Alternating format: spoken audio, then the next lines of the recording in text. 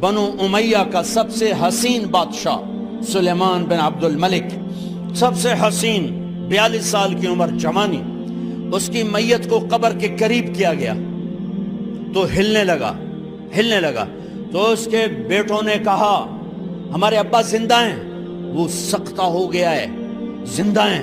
عمر بن عبدالعزیز رضی اللہ رحمت اللہ علیہ فرمانے لگے ارے بھتیجو زندہ نہیں ہے، قبر کا عذاب جلدی شروع ہو گیا ہے، بل عجل اللہ بالعقوبہ، چھپاؤ، جلدی چھپاؤ۔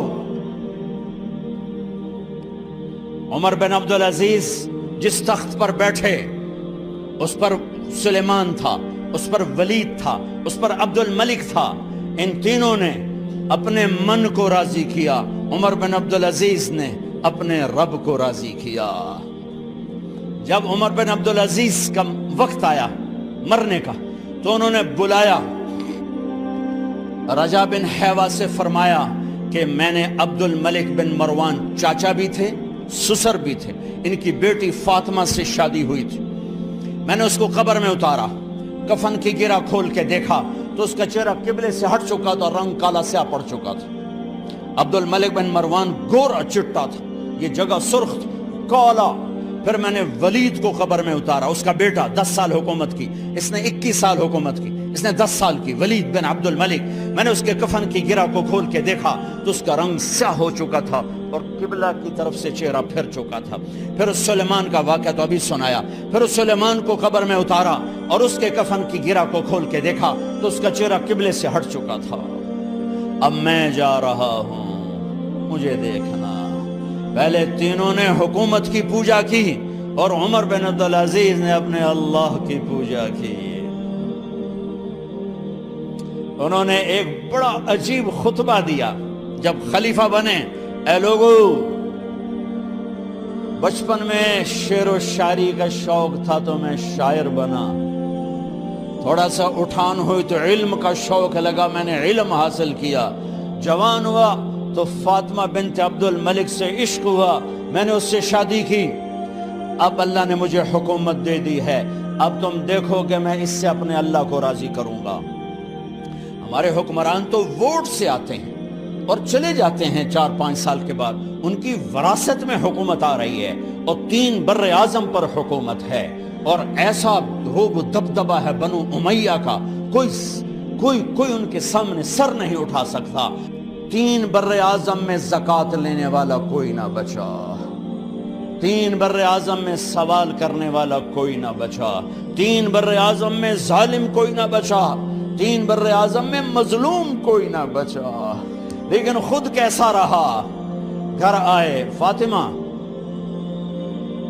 بڑے اچھے دن گزرے ہیں، اب امتحان ہے، میں تیرا حق نہیں ادا کر سکوں گا، طلاق لینی ہے میں حاضر ہوں، ساتھ دینا ہے تو میرے اپنے حق معاف کرو، اپنے حق معاف کرو۔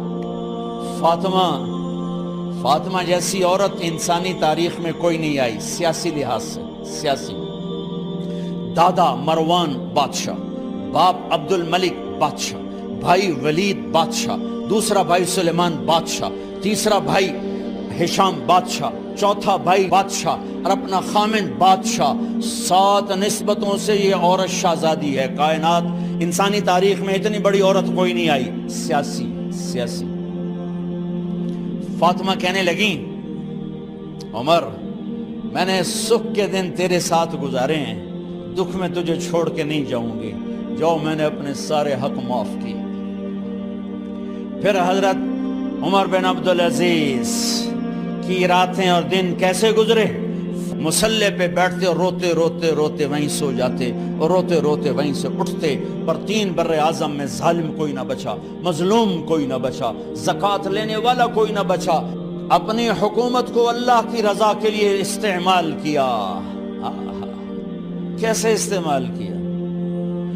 سارے مال فاطمہ کا سارا زیور بیت المال میں ڈال دیا،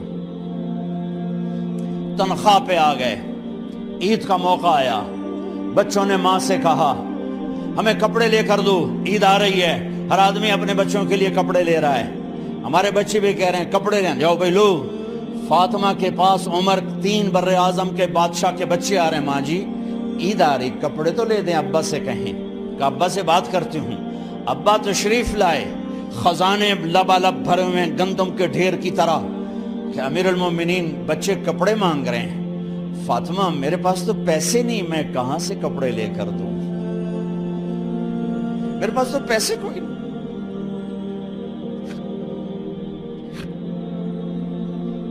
حضرت فاطمہ نے کہا پھر بچوں کا کیا کروں؟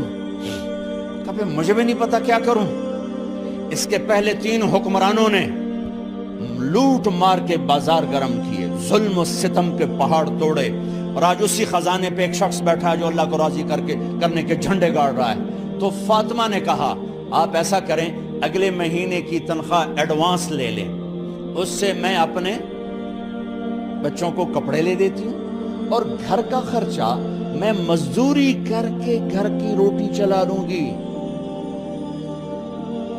ارے اپنی تاریخ پڑھو, صرف ڈرامے ہی نہ دیکھتے رہ جاؤ, صرف گانے نہ سنتے رہ جاؤ.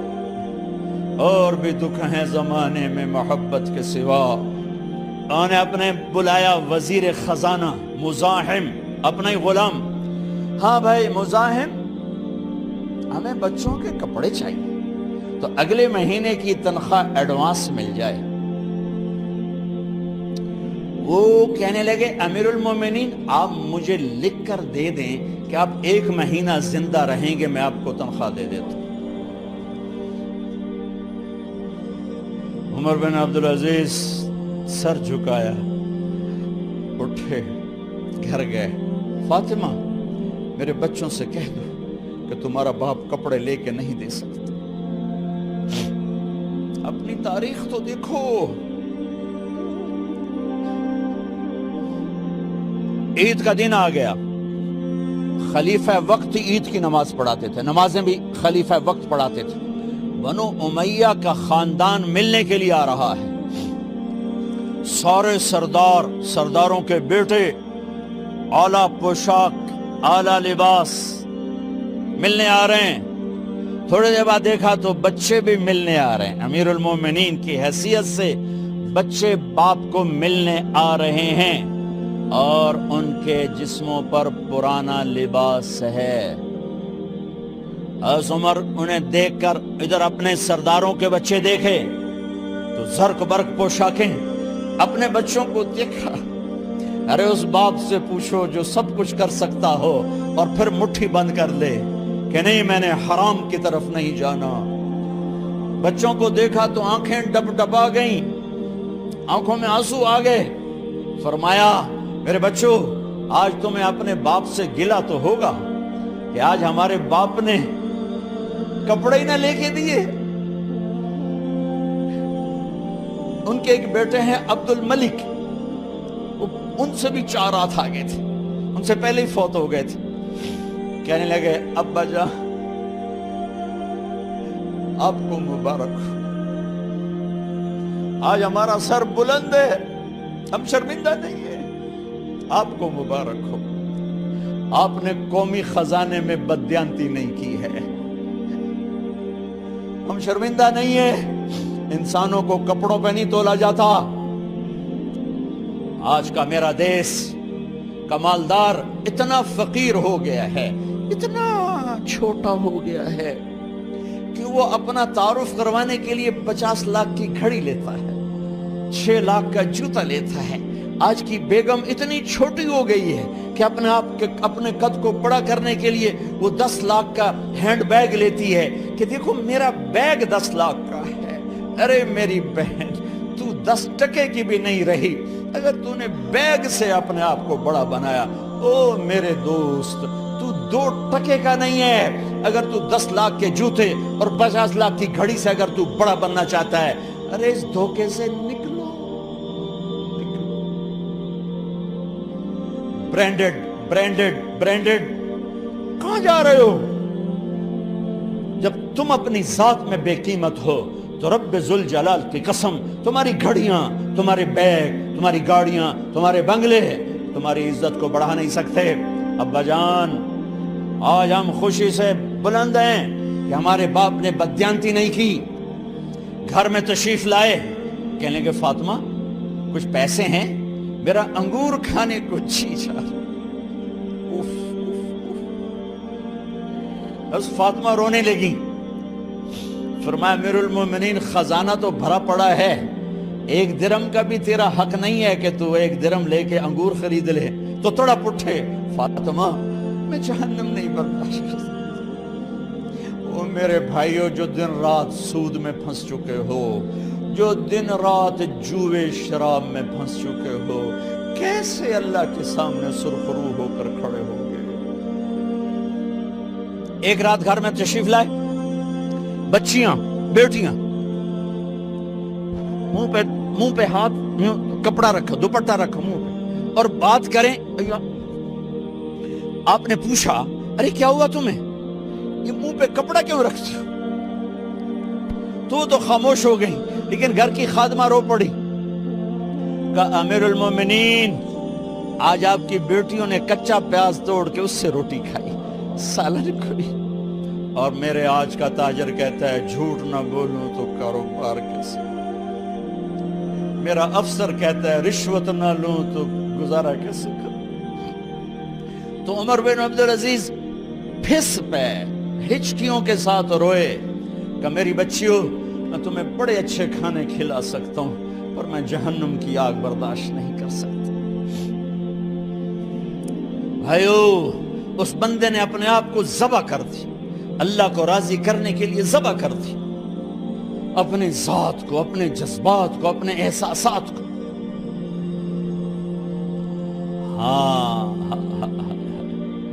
اب اللہ نے صلہ کیا دیا، جب انتقال ہونے لگا تو بلایا رجا کو، جو میں بات پہلے چھوڑ کے ادھر ان کی تھوڑی سیرت بتائی کہ رجا اب میں مرنے لگا ہوں۔ عبد الملک کالا ہو گیا تھا، ولید کالا ہو گیا تھا، سلیمان کالا ہو گیا تھا۔ یہ کیوں کالے ہوئے تھے؟ یہ بے نمازی نہیں تھے، بدکاری نہیں کرتے تھے، کسی کی طرف ان کی میلی آنکھ نہیں اٹھی کبھی۔ یہ ظالم تھے، ظالم انسانوں کا خون پیا، مال میں خیانت کی، اس پر اللہ نے چہرے پھیر دیے۔ آج عمر بن عبدالعزیز جا رہا ہے کہ دیکھو میں جا رہا ہوں، مجھے دیکھو میرے ساتھ کیا ہوتا ہے۔ ان کا انتقال ہوا، ان کی میت قبر کے کنارے رکھی گئی، اور اب نیچے اتارنا ہے۔ سلیمان کی میت کو اتارنے لگے تو ہلنے لگا، اور عذاب قبر پہلے شروع ہو گیا۔ عمر کی میت کو جب قبر کے قریب کیا گیا، ایسے ہوا کا جھونکا آیا،